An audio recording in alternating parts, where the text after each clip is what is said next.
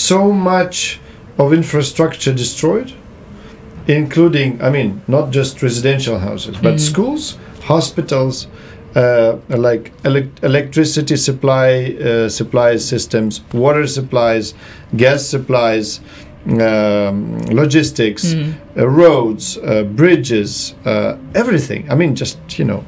So, of course, we have to rebuild all this. And the damages caused to Ukraine, only in financial terms, well, it's hundreds of billions dollars. It's not just, you know, something, hundreds of billions.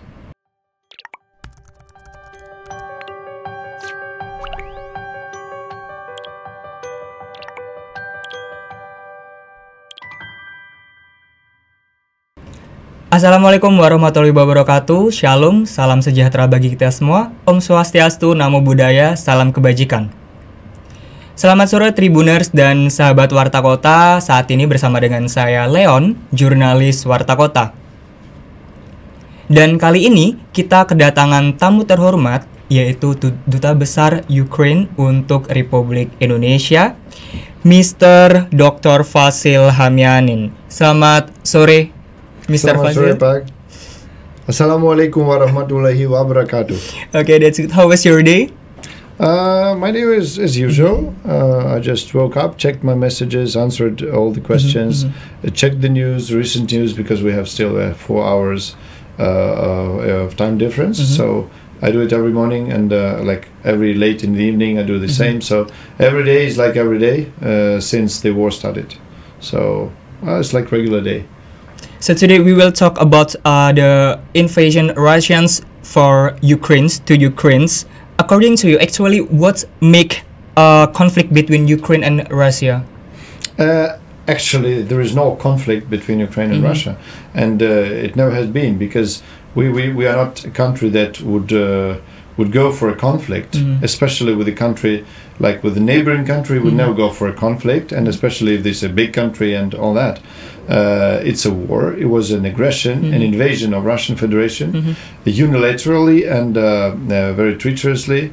So yeah, there was a direct aggression, and there are many reasons, perhaps in the head of dictator Putin, why he did so. But I would say that the only reason for that, from my point of view, was the will, the intention of Putin to restore the Russian Empire. So it was basically the very colonialist intention of his statehood, of his well, effectively the empire. However, it's not called that, but it is empire. It's a last colonial state in the world. And his intention was to restore this empire, to like I don't like these words, but that's what they say, to make Russia great again. Like without Ukraine, Russia is not feeling great enough, right? So well, that was not my words. That's a word. These are words of many clever men, wise men. Like, for example, like Zbigniew Brzezinski in his great chessboard, he mentioned it. Without Ukraine, Russia would never be great, would never be an empire. So that was the main reason, I think, for this invasion. Okay, how about the update information about that conflict since the Russian invasion to Ukraine since like 5 months ago, about the condition of the citizen maybe, or the victims in your country? Well, the update is always something very painful, and I really don't feel happy to talk about that, because since the war, well, since the beginning of the war, well, till now, 20% of Ukrainian territories are temporarily occupied by Russian troops. Till now, we have hundreds of children killed during this war. It's registered, it's official statistics by the UN, not even by us. We have tens of thousands of Ukrainian civilians killed by Russian bombings. We have hundreds of thousands of Ukrainians injured and wounded. And I mean, when you see the pictures of the children without hands, without feet, and this is a crime. This is a grief for the humankind. We have millions of people fled from the occupied territories and from the territories Russian claim to liberate. just millions of people left, and they were running not to the direction of liberators, but they ran towards the what Russians called Nazi government, and they seek the shelter from Ukrainian government, of course, because they are citizens of this country, of Ukraine. We have the big cities and small towns and villages destroyed, some of them just damaged, but some of them destroyed to the ground, like cities of Mariupol. Mariupol is, well, maybe Indonesian scale it doesn't look big, but it's 500,000 people, 500,000 population. It's like rather big. In Ukraine, it's big city, destroyed. And out of 500,000 citizens, now I think like some 10,000 left. 10,000 left out of 500,000. And still suffering, and still there is no water supply, there is no electricity, there is no gas, there is no shelter, there is no place to live, there is no food, there is no water. So it's a great suffering for the people left in Mariupol. And basically that's very few facts. I would not go for in big details because you can find it in the media. As for the war crimes and crimes against humanity committed by Russian army, like in small towns of Bucha, Irpin, Borodyanka, and many other cities, which will include like direct murders of people, of like civilians, tortures, raping people, raping children, and killing after this. These are like thousands of documents, thousands of proofs, unfortunately thousands of bodies, dead bodies over there. And now the International Criminal Court and the International Court of Justice already started the criminal investigation on that. So some countries already joined this process to investigate the war crimes committed by Russian army. So unfortunately the situation is this. Latest update. Okay, sorry to hear that. So the most victim is men or women, or the absolute majority of victims are civilians. It does civilians. Yes. It would include elders, it would include women, men, children. Fortunately, we were like people were clever enough to evacuate children, and some part of women, of female population of Ukraine from those territories under attack. But unfortunately, we could not evacuate all, and they didn't want to go sometimes, and that's why. But the point is not women or elders, it's civilians. The major casualties are among civilians, not among militaries. Our army is very brave and well equipped, I would say by now, and the commanders are like absolutely fantastic. Tactics and strategists, all that. But still, we have a lot of soldiers, a lot of Ukrainian soldiers dying every day dying in action. Maybe 100 every day, maybe 200 every day, maybe less, maybe more, but it's a lot of casualties. But still, the main number is civilians. Okay. So of course there are some or maybe a lot of widows in your country. Maybe can you explain what is your country's regulations to their children?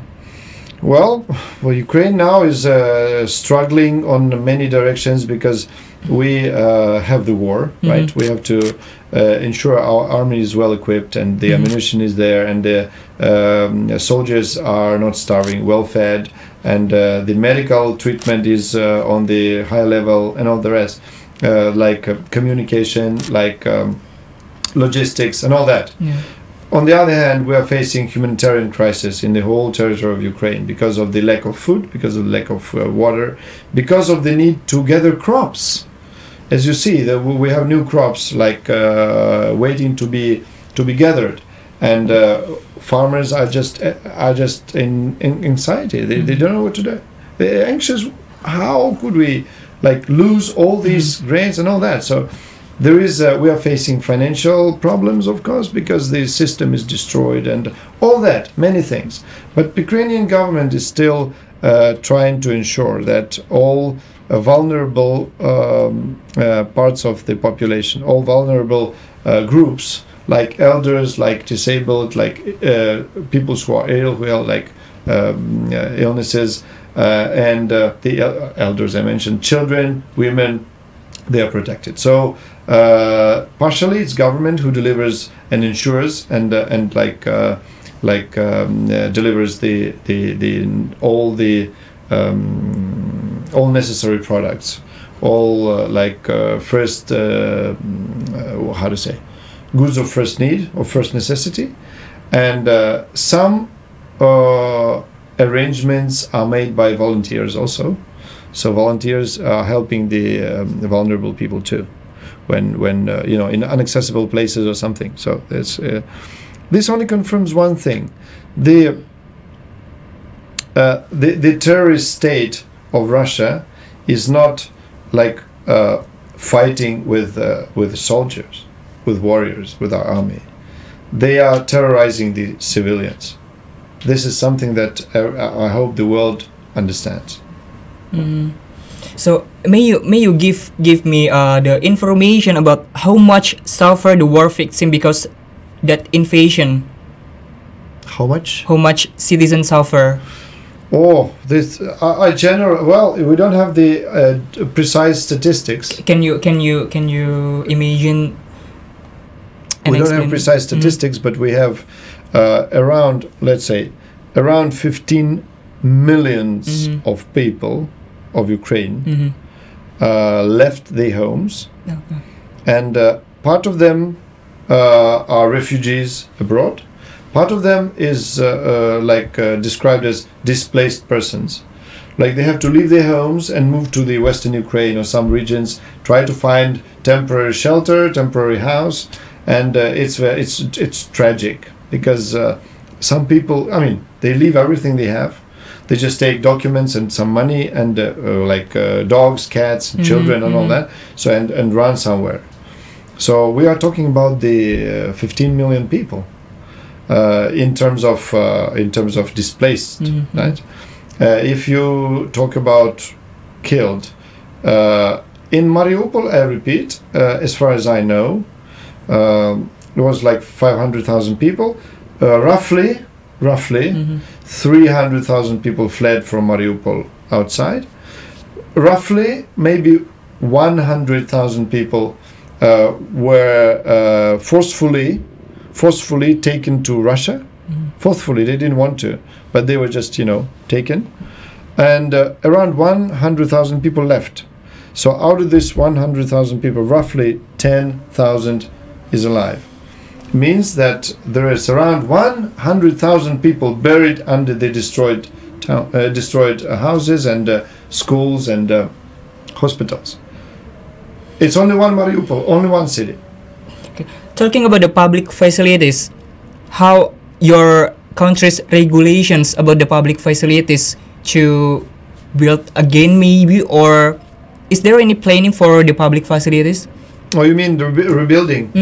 Yeah, there is a plan, and I think yesterday we received the information that the plan was approved by the government of Ukraine, and I think we are going to deliver the primary ideas and like schemes and algorithms to the foreign countries, to the governments of foreign countries, including Indonesia. It's our primary plans of how to rebuild. Of course, we have so much of infrastructure destroyed, including, I mean, not just residential houses, but schools, hospitals, like electricity supply systems, water supplies, gas supplies, logistics, roads, bridges, everything. I mean, just, So, of course, we have to rebuild all this, and the damages caused to Ukraine only in financial terms, well, it's hundreds of billions of dollars. It's not just, something, hundreds of billions. And I think it's over $1 trillion, but I'm not sure about that. It doesn't matter. I mean, it's a lot. And of course, we would like all the partners, all the countries of goodwill to participate in this big project of rebuilding Ukraine, post-war rebuilding. How many cities that the building was broke by Russia? Many.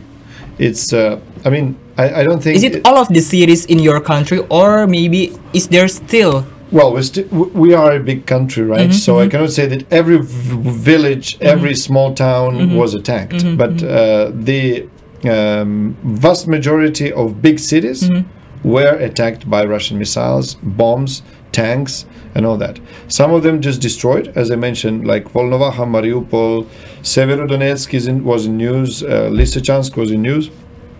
Some cities like Kharkiv were severely damaged, so really severely damaged.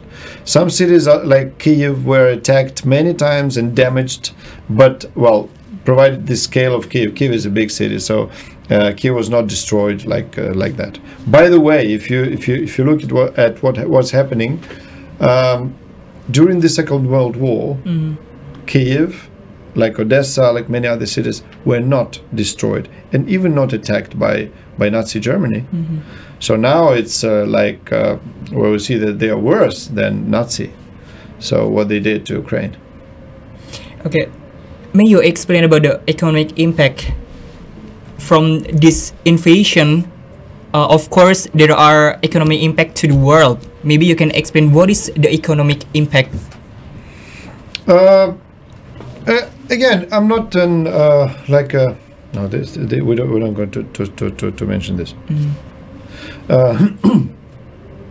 about the impact to the world.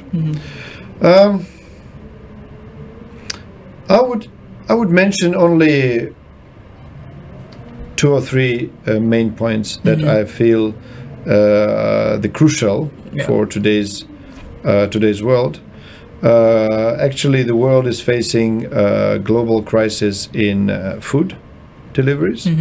So food security system is under threat because of the aggression. The energy security system is under threat, and the logistics systems are under threat. If you talk further, it's like it will include what is under threat is the global health system, like anti-pandemic and all that. Post-pandemic is under threat. It's then what we say financial system could be. Generally, Russian aggression has undermined the whole global economy at large, which would include energy, food, finance, etc., logistics, transport. So if we are not going to face a severe financial crisis, then we will definitely be facing a severe food crisis. Because I'll explain this like maybe in few details. It's not just we have the around 20 million tons of grains still in silos, still waiting to be delivered to the countries that need them. This is a big problem, but this problem can be resolved if the ports are deblocked. If Ukrainian ports are open and navigation could be restored. The big problem is sorry. The big problem is with the new crops. If we imagine that we'll have like 50 million tons of new crops to be gathered, and then we don't have places to store, and then these crops just dies, just disappears. So we can lose like few millions of tons at least, simply because we don't have silos, we don't have enough warehouses, we don't have vessels to store those grains. This will be a tragedy for many countries, because if we just lose it without any possibility to restore, you cannot undo this. Once it disappears, it's gone. So this will be a direct threat for starvation for some countries in the world. And as you see that the Russian aggressors are not only blocking our ports, they also destroy our crops by burning the fields. You can see this video everywhere, when the Ukrainian farmers are trying to gather the harvest while the field is burning with fire, set by Russian aggressors. Amazing. I mean, what will you say? They burn the crops which Ukrainians trying to save and deliver to the people who are starving. So last time our president, Mr. Jokowi, visits to your country, Ukraine, and also Russia for the peace mission. Is there any impact to your country, especially about the presidential G20 agenda in Bali, Indonesia? Can you explain that, the impact, or maybe about the G20 agenda in Bali? These are different stories. If we talk about the President Joko Widodo's visit to Ukraine and the future summit in Bali, these are very different and they cannot be mixed up. Yeah. So we were very happy to have Pak Jokowi visiting Ukraine. And also with Ibu Negara. There was a really great visit and historical visit. I would repeat it again and again. And this was a good example for the whole world, especially for the Asia and like Africa and Latin America, for the countries who still hesitate whether it's worth efforts to reestablish peace in Ukraine, whether it's worth to do anything to restore the peace and stability in Europe and to prevent the global catastrophe. So it's good example and good results. I think that peace cannot be restored just with one visit or just one word, but it's a good start and it's an excellent start, I would say, and it's very important first step to the way of peaceful resolution of this war. And I think that, well, we are grateful and we are proud that we are proud of my government. We are proud of Pak Jokowi and Indonesian government. Also, I would mention the role of Ibu Retno, whose admirer I am, and I mean, she did a lot to make this happen, and she did a lot to follow up after this visit.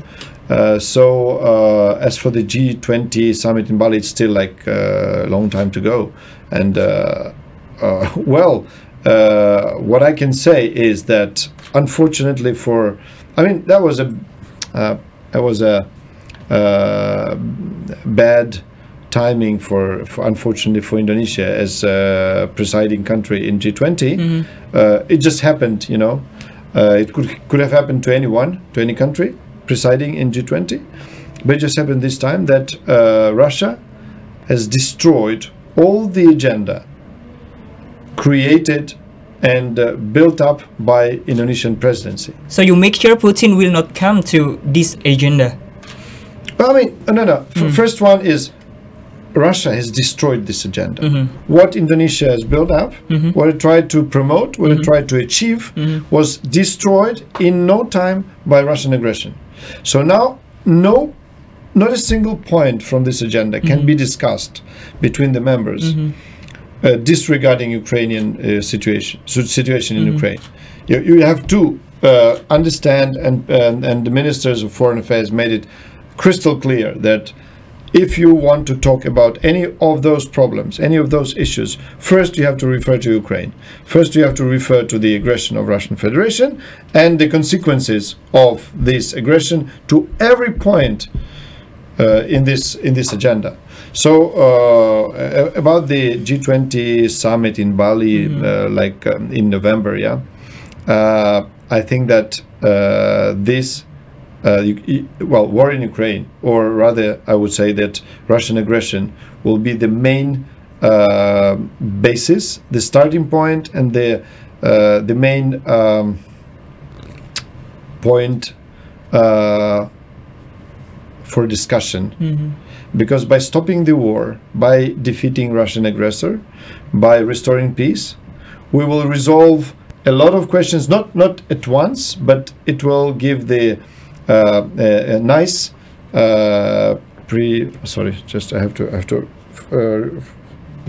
this word, what?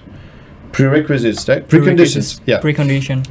By ending this war, by stopping Russian aggression, by defeating Russian aggressor, will create all the preconditions for achieving the primary goals, right? Without ending the war, you will not be able to deal with health architecture, or the food security, or energy security, or anything like that. Yeah, I would expect that a world community, if by that time the war is still like burning in Ukraine, and if it is so, if it's not over, then the main point of the agenda will be how to stop the war and how to start restoring the points, because yeah. And yeah, I definitely think that Putin will not attend. I mean, as my minister mentioned, I maybe not would not be able to quote him, but the idea is that there is no place for war criminals and the terrorist states among the democratic states, respecting rule of law and respecting the principles of humanity and peaceful coexistence. I don't think that war criminals deserve to be among the normal countries, like Indonesia, like Ukraine, like whatever country, whatever else in the world, like Korea or Japan. Yeah. So there is no place for them there. The only place they deserve is in Hague Criminal Tribunal. Okay, so the last question is, what is your hope, or what is your suggestion to this, according to this situation? Suggestion for whom? For this situation. Well, is it hard question? It's hard. I don't quite understand what you mean. What my suggestion? What is your hope, or what is your hope? Yeah? Well, we all have one and only hope that the war ends very soon, and after the war, and our people stop dying because of Russian tanks and bombs and missiles. That's my hope. However, I think that if we get more detailed, we are not ready. I mean, we Ukrainians, not me or my government, Ukrainian nation is not ready to end the war by any price. No, I think I know that we are not ready to give up the weapons or give up the territories in change of just ceasefire or something. No, that our firm belief is that Russian Federation as an aggressor, as a colonial state, will be defeated. Our territories, Ukrainian territories, will be liberated. We don't want Russian territories. We don't want any country's territories. But what belongs to us will be ours. We'll liberate the territories of Ukraine, all of them, and we'll put the end to this war like this. No other hope, no other beliefs. Yes, we will definitely win. Merdeka atau mati. Okay, thank you, Mr. Vasyl, for this good discussions. Thank you for your opinion and your discussion with me. Matur nuwun. Matur nuwun. Baik Tribuners dan sahabat Warta Kota, itu tadi diskusi hangat bersama dengan Duta Besar Ukraina untuk Republik Indonesia, Mr. Vasyl Hamianin. Yang terpenting adalah selalu kedepankan kedamaian dimanapun kita berada. Terima kasih telah mengikuti diskusi pada sore hari ini. Wassalamualaikum warahmatullahi wabarakatuh. Shalom, salam sejahtera bagi kita semua. Om Swastiastu, Namo Buddhaya, salam kebajikan, salam sehat buat kita semua.